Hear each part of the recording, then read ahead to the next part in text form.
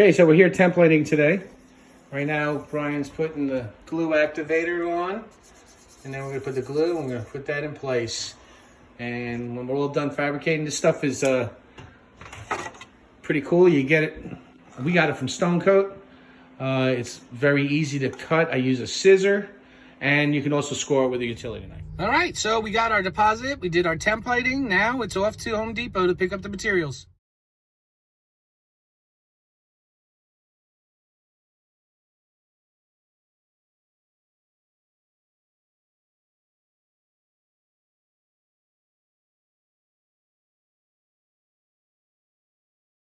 Okay, so we got our MDF. It's 49 inches by a little over 8 feet. Our countertops are going to be 24.5 inches. And we can rip it right down the middle, and we'll have two 8-foot sections to do our countertops. We're going to do the 3/4 inch first.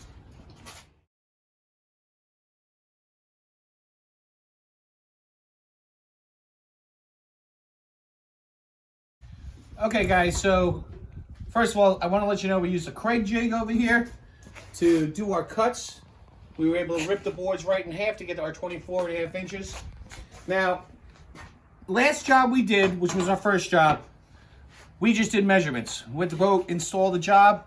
We ended up having to back cut the sheetrock out so we could get it in. The walls were out of plumb. This time we decided to template. And this is the beautiful thing about templating. If you look over here, this is our template. And this is a T-square. And you can see that her wall is not square. We have to add a 1/2 inch so we can get underneath the backsplash. So what we had to do is just add a 1/2 inch and turn this a little bit so that we could have this fit into her walls. All right, so take off this excess. We went ahead and took another piece of MDF with a factory edge.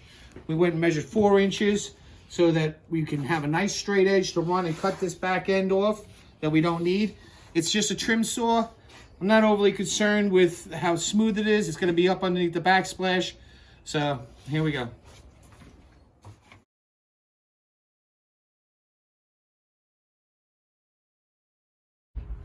All right, guys, so number one thing, I forgot to tell you this earlier.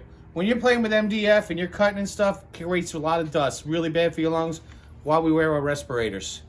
So when we did Brian's counter, we did his corner, and we did Craig jointing. Worked good, but we decided that we're going to warranty for 5 years for manufacturing. So we decided to go and buy a biscuit cutter today. And I'm going to go ahead and put 4 biscuits in this joint. Then we're going to flip it over, and we're going to do additional, I don't know, 3 or 4 Craig screws to it also. We want this solid as a rock. We don't want to have any callbacks because a seam split or something like that.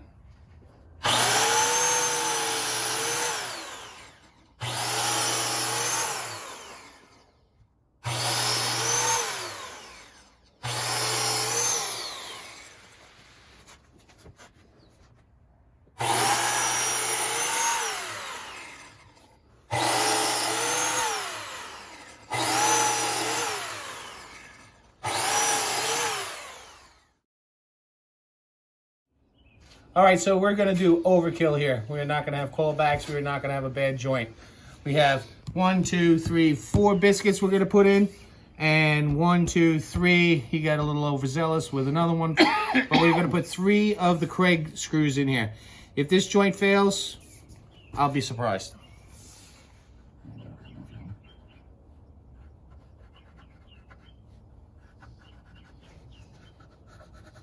You need to get this side too? Yeah, we'll handle that up, but let's bring it up too and get that edge as well.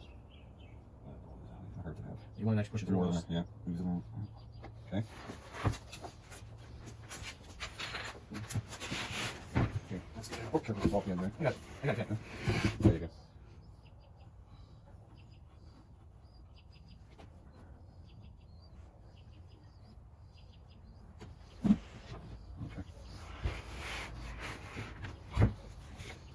This is in there.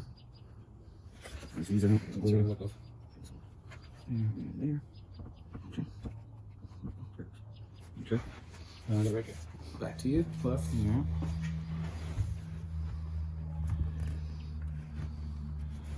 Make sure this is Lined up. lined up good here. Flush with the edge.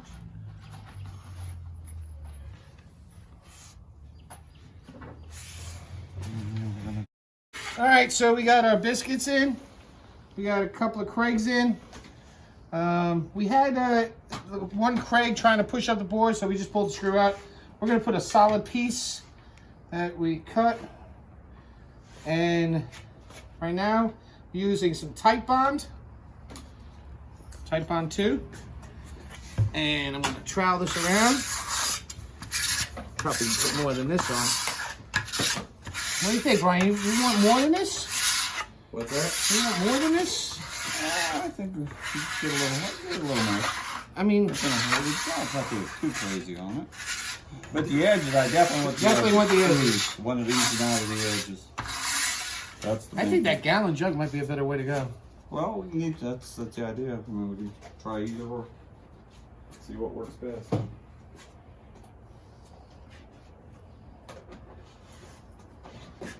I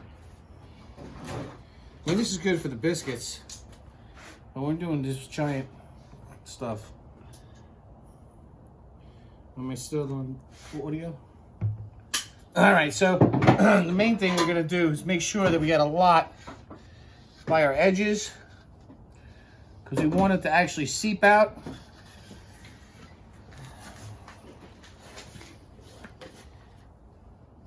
We can sand it off later, but we want those seams to actually like ooze. Brian, you want to take the rest of this down? Yep.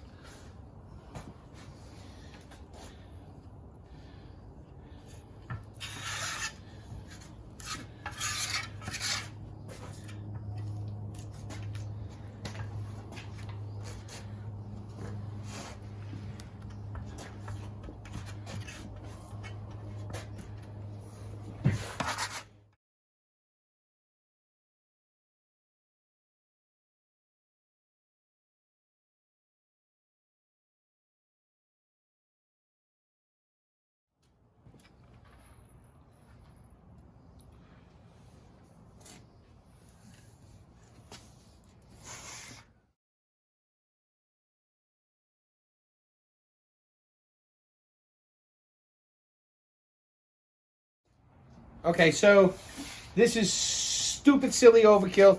I want to see that with the glue, we pushed it through the edges. So now when I do this, we'll sand off whatever excess afterwards. This is back end, so it doesn't have to be smooth as can be. But I'm gonna get all these and rub them in. All right, and then look, this is like ridiculous amount of screws. We did biscuit joints, we did Craig joints. But we do quality work. A couple of cents more to make sure that this joint never fails, never messes up their counter is so worth it for us. We never want to have to go back for a warranty work. So we're going to build them right, or we're not going to build them at all. All right, guys, so we got about 3 hours wrapped up into building this L. We're still going to have to cut out our sink. This is the bottom part, so, you know. But we're going to have to cut out our sink. We're going to have to route our edges. We have 3 more pieces we have to do. We have a bar top, a small microwave counter, and another small counter. Those are going to be really simple. It's going to move really quick.